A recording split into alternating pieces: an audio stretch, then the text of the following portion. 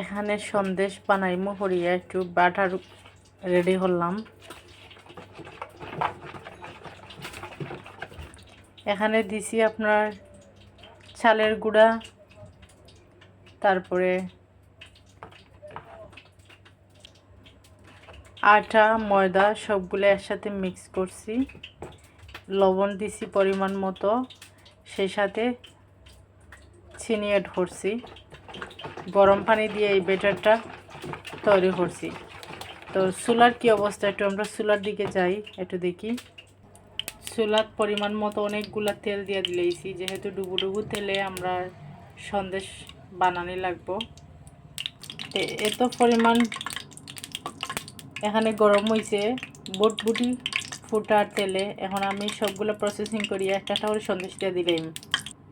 প্রথমটা দিমু তো জানি না একটু কীরকম হইব, ফার্স্টরটা একটু ভালো হয় না, তারপরে দিই। বিসমিল্লাহির রহমানির রহিম। এটা এখন আমার ওইতে থাকুক, এদিকে আমি বাকিগুলো রেডি করি। এখানে ব্যাটার রাখছি, একটু পরে পরে একটা একটা করি আমি দিমু তেলে। মাশাল্লাহ অনেক সুন্দর হয়েছে, একটু দেখ। মাশাল্লাহ মাশাল্লাহ অনেকটা ফুলে উঠছে, মাশাল্লাহ।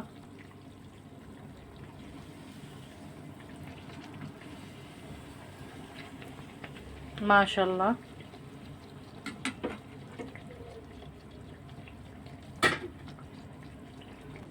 এখানে এখন আমার আরও একটা দেওয়া লাগবে, এর লাগে আমি একটু প্রস্তুতি নিয়ে, যেহেতু আমার এটা একটু নাড়াচাড়া দিয়া নতুন আর একটা লাগিয়ে একটু ব্যাটারটা পাতলা করতে হইব। এখানে এভাবে দিয়ে দিব, যেহেতু ভিডিও করি আর আমার এর লাগিয়ে হাত দিয়ে আমার দ্বারা সব কিছু সুন্দর না। এইরকম দিয়ে আমি পরিমাণ মতো দিলে এক সাইজের সবটা সন্দেশ হইব, ঠিক আছে। সেকেন্ডটা যখন দিছিলাম এই দেখেন কীরকম হয়েছে।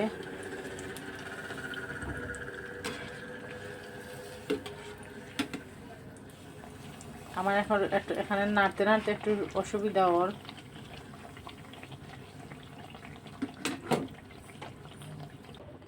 এটার নাম হচ্ছে তেলের পিঠা। যখন ফার্স্ট টাইম একটু বানাইছি, তো বাকিগুলো বানাইয়া আমি রেডি করবো, একটু রিভিউ দিই খাইয়া কেমন হয়েছে।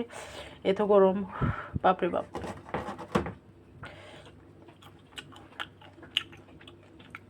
মিষ্টি সব দিক দিয়ে, স্বাদে সব দিক দিয়ে পারফেক্ট। যদি ভিডিওটি ভালো লাগে লাইক কমেন্ট শেয়ার করে পাশে থাকবেন, ধন্যবাদ।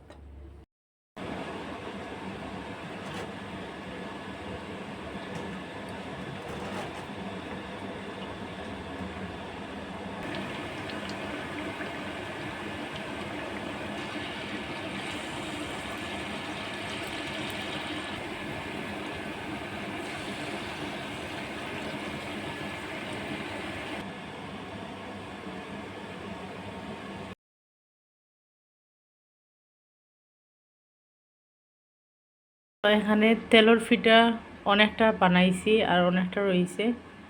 এখানে তো আদা চা জিরা চা সব কিছু মিক্স করে এখানে খাইমু